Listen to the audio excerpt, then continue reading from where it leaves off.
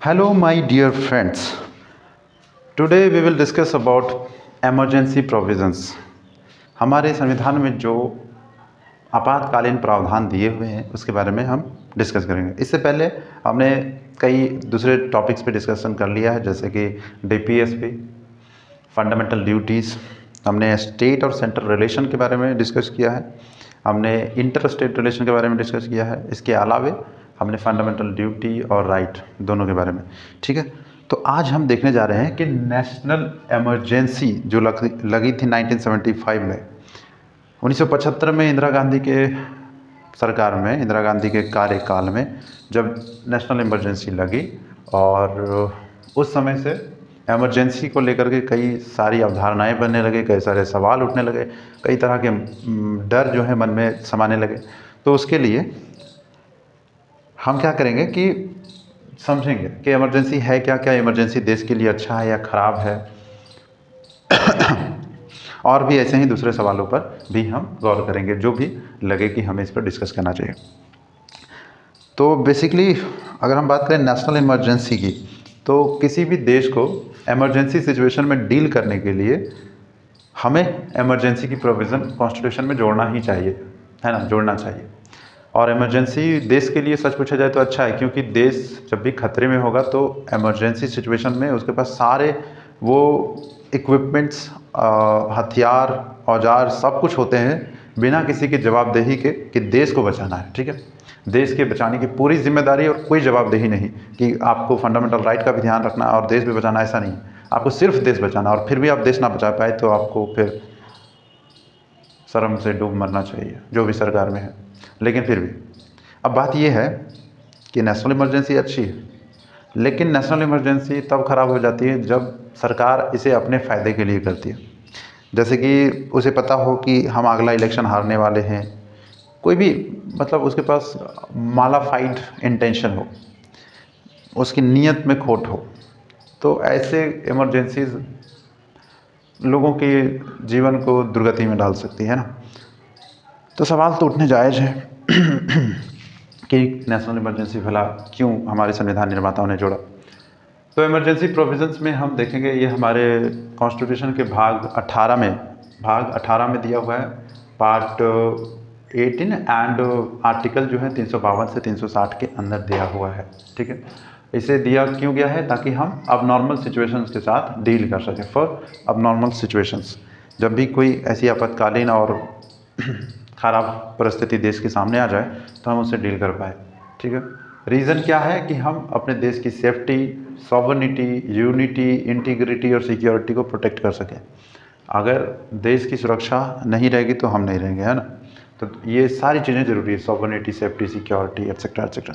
It's self constitution, संविधान की भी रक्षा, क्योंकि संविधान में इमरजेंसी प्रोविज़न दिया हुआ है। अगर नहीं दिया होता तब बोलते कि संविधान का उल्लंघन है, कि ज़बरदस्ती, जोर ज़बरदस्ती कोई कर रहा है, इमरजेंसी लगा दिया। संविधान में तो दिया नहीं है, लेकिन संविधान में दिया है तो संविधान की भी रक्षा करने के लिए। तो अब सवाल ये है कि इमरजेंसी जो है वो हमने देखा कि इमरजेंसी सिचुएशन में या फिर अब नॉर्मल सिचुएशन में डील करने के लिए है। और इस समय पे क्या होता है कि सेंट्रल गवर्नमेंट जो है, सेंट्रल गवर्नमेंट पूरी तरह से पावरफुल हो जाती है और स्टेट गवर्नमेंट्स जितने भी है सब इनके कंट्रोल में आ जाती है। दूसरे शब्दों में हम कह सकते हैं कि ये फेडरल स्ट्रक्चर जो हमारे संविधान में दिया गया है कि शक्तियों का बंटवारा होगा सेंटर और स्टेट के बीच, उसको बदल करके वो सीधे यूनिटरी सिस्टम में ले आता है। यूनिटरी सिस्टम यानी कि जो व्यवस्था है, एक तो हम कहते हैं ना कि फेडरल कंट्री है, लेकिन यहाँ पे इमरजेंसी सिचुएशन के टाइम में फेडरल कंट्री बन जाती है यूनिटरी सिस्टम में। यूनिटरी सिस्टम जहाँ पे सारी शक्तियाँ एक जगह पे संकेंद्रित हो जाएं और वही सबको नियंत्रित करें। तो ऐसा करने के लिए हमारे संविधान में कोई मतलब कोई ऐसा अमेंडमेंट करने की ज़रूरत नहीं पड़ती कि हमें इमरजेंसी लागू करना है तो हमें अमेंडमेंट करना पड़ेगा कॉन्स्टिट्यूशन में, ऐसा कुछ नहीं। उसके लिए दो आधार हैं जिसके आधार पर हम इमरजेंसी डिक्लेयर कर सकते हैं, ठीक है। तो उसके बारे में हम आगे बात करेंगे। फिलहाल ये देखते हैं कि कितने तरह के इमरजेंसी कॉन्स्टिट्यूशन में दिए हुए हैं। 3 तरह के हैं, 3 टाइप्स ऑफ इमरजेंसी सिचुएशंस। तो अंडर आर्टिकल 352 352 के तहत कब कब किन सिचुएशंस में इमरजेंसी हो सकती है। तो बताया गया कि पहला वॉर, दूसरा एक्सटर्नल एग्रेशन, है ना, और तीसरा आर्म्ड रिबेलियन। ये तीनों क्या है? तो जब भी दो देशों के बीच युद्ध होता है, युद्ध छिड़ जाए, तो जाहिर से तौर पर हमें नेशनल इमरजेंसी लगानी होगी। एक्सटर्नल एग्रेशन, कोई भी आक्रांता देश, जैसे चाइना हम पे हावी होता है, जैसे पाकिस्तान धमकी देते रहता है, तो ये धमकियाँ जो है वो एग्रेशन ही है, ठीक है। तो ऐसे सिचुएशन में भी इमरजेंसी लगाया जा सकता है जब राष्ट्रपति को समझ में आ जाए कि ऐसा होने वाला है, बहुत भयंकर होने वाला है। और आर्म्ड रिबेलियन क्या है कि देश के अंदर ही अगर सशस्त्र विद्रोह हो जाए, लोग आंदोलन करते करते पता चले कि हथियार उठा ले सरकार के खिलाफ, तो इमरजेंसी लगाई जा सकती है।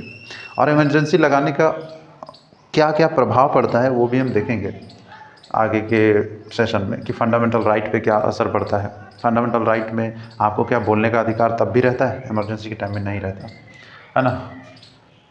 तो आपके साथ इमरजेंसी के टाइम पे गलत किया जा सकता है अगर देश, मतलब उस समय पे देश या सरकार की या राज्य की कोई जवाबदेही या जिम्मेदारी नहीं होती कि आपके साथ बुरा क्यों होगा। तो इन आधारों पर जब इमरजेंसी लगती तो उसे पॉपुलरली हम नेशनल इमरजेंसी के नाम से जानते हैं, नेशनल इमरजेंसी। लेकिन एज सच कॉन्स्टिट्यूशन में नेशनल इमरजेंसी शब्द का प्रयोग नहीं किया गया है, बल्कि इसके जगह पर प्रोक्लेमेशन ऑफ इमरजेंसी। कॉन्स्टिट्यूशन में क्या एक्सप्रेशन दिया हुआ है? प्रोक्लेमेशन ऑफ इमरजेंसी, बस ये सब लिखा हुआ है इस आर्टिकल 352 के लिए। नाउ आर्टिकल 356 हम देखें तो failure of constitutional machinery in states. अगर संवैधानिक निर्देश अगर राज्य फॉलो ना करें, उसके फेलियर में हम इमरजेंसी लगा सकते हैं। और इस तरह की इमरजेंसी जो है कहलाती है प्रेसिडेंट रूल, और इसको और भी दूसरे नामों से जानते हैं, स्टेट इमरजेंसी और कॉन्स्टिट्यूशनल इमरजेंसी के नाम से। हालांकि कॉन्स्टिट्यूशन जो है, संविधान, इसके लिए इमरजेंसी शब्द का प्रयोग नहीं करता है, ठीक है। फेलियर ऑफ कॉन्स्टिट्यूशनल मशीनरी का मतलब है कि देखिए क्या होता है, हमारे सेंट्रल स्टेट रिलेशन में कई ऐसे टॉपिक और बिंदु हैं जहाँ पर केंद्र जो है वो राज्यों को कुछ निर्देश देते हैं, कुछ विशेष परिस्थितियों में कॉपरेट करना होता है, उन्हें साथ मिलकर काम करना होता है, और केंद्र सरकार को बहुत ज़्यादा सहायता देनी होती है। लेकिन जब राज्य सरकार ऐसा ना करे, राज्य सरकार किसी भी कारण से ऐसा ना करे, तो अगर प्रोविज़न सही है तो अंडर 356 वहाँ पे इमरजेंसी लगाई जा सकती है, जो कि कुछ और नहीं, प्रेसिडेंट रूल है ना। इसका मतलब है कि वहाँ की सरकार जो उस समय के लिए सस्पेंड हो जाएगी। नाउ देखते हैं अंडर आर्टिकल 360 जो है फाइनेंशियल इमरजेंसी की बात करता है। फाइनेंशियल इमरजेंसी कब लगाई जा सकती है? जब देश की जो फाइनेंशियल क्रेडिट है, स्टेबिलिटी है, उस पर खतरा हो। देश में पता चले कि इकोनॉमिक क्राइसिस आने वाली है, लोगों की सैलरी देने में दिक्कत होगी, खाना पीना पहुंचाने में दिक्कत होगी, फूड सिक्योरिटी खतरे में पड़ जाएगा, मतलब तमाम तरह की चीज़ें आएंगी। तो ऐसे समय में एक टाइम ऑफ पीरियड के लिए फाइनेंशियल इमरजेंसी लगाई जा सकती है, जिसमें कि आपके इनकम की गारंटी नहीं रहेगी, उसे पूरी तरह से कट किया जा सकता है, या फिर आधा कट किया जा सकता है, उसे रिड्यूस किया जा सकता है, या पूरी तरह से कैंसिल किया जा सकता है, ठीक है, घटाया जा सकता है। नाउ अब हम इस तरह के इमरजेंसी को फाइनेंशियल इमरजेंसी कहते हैं, ठीक। ग्राउंड्स ऑफ डिक्लेरेशन की बात हमने की कि किस आधार पे इमरजेंसी को डिक्लेयर किया जा सकता है, किस आधार पे। तो जब भी भारत को ये खतरा हो, किस चीज़ का? युद्ध का, एक्सटर्नल एग्रेशन का और आर्म्ड रिबेलियन का खतरा हो, तब जा कर के तब इमरजेंसी लगाई जा सकती है। और तब भी लगाई जा सकती है जब even before the actual occurrence of these three, right, war, external aggression. मतलब ये वॉर की सिचुएशन पैदा नहीं हुई, लेकिन फिर भी इमरजेंसी लग गई। क्यों? क्योंकि प्रेसिडेंट को ऐसा लगा कि देश के सामने इमिनेंट डेंजर, यानी कि तत्कालिक खतरा महसूस हो रहा है, और ये अगर है तो राष्ट्रपति लगा सकते हैं इमरजेंसी। हालांकि ये बात की बात है कि उनका इंटेंशन सही था या गलत था, वो बाद में चेक किया जा सकता है सुप्रीम कोर्ट के द्वारा। अगर पता चले कि लंबे समय से कोई युद्ध ही नहीं हुआ और उसने खाली इमरजेंसी लगा दी तब। हालांकि देश की सत्ता में बैठे हैं तो उनके पास इतना तो अधिकार है कि अगर ऐसा महसूस भी हो रहा है तो वो डेफिनेटली लगा सकते हैं। और महसूस कैसे होगा? डिफरेंट टाइप ऑफ एनालिसिस, है ना। एनालिसिस क्या? जो इंटरनेशनल रिलेशंस के आधार पर, है ना, क्या उनके रिलेशंस हैं पड़ोसियों के साथ, दूसरे देश के साथ, ग्लोबल सिनेरियो क्या बन रहे हैं, उसके हिसाब से वो अंदाज़ा तो लगा ही सकते हैं। तो इसके आधार पर, ठीक है। इसके अलावा हमने बात किया था कि फंडामेंटल राइट पे क्या असर पड़ता है। तो फंडामेंटल राइट जो है वो अंडर आर्टिकल 19 जितने भी हमारे फंडामेंटल राइट है, बोलने का अधिकार, स्वतंत्रता, असेंबली बनाने, ये सब सारे ख़त्म कर दिए जाते हैं without any permission. Emergency in आधारों पर लागू किया जा सकता है और लागू होते ही क्या होता है, अंडर जो आर्टिकल 19 है, आर्टिकल 19 वो ऑटोमेटिकली ख़त्म हो जाएगा। और ये कौन कहता है, ये कहता है 358, ये कहता है, ये 358 हमें बताता है।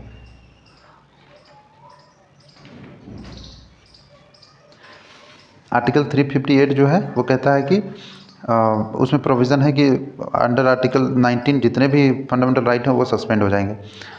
अंडर आर्टिकल 359 एक और प्रोविज़न है कि दूसरे बाकी सारे फंडामेंटल राइट्स को भी डिसबैंड किया जा सकता है या फिर उसे आपसे छीना जा सकता है, एक्सेप्ट 20 और 21।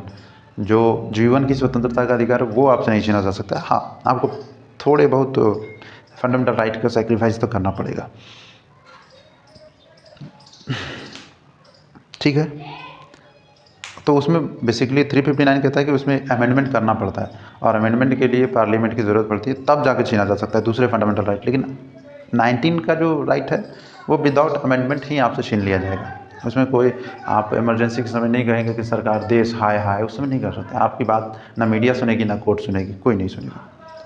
तो I hope this video is good enough to make any sense.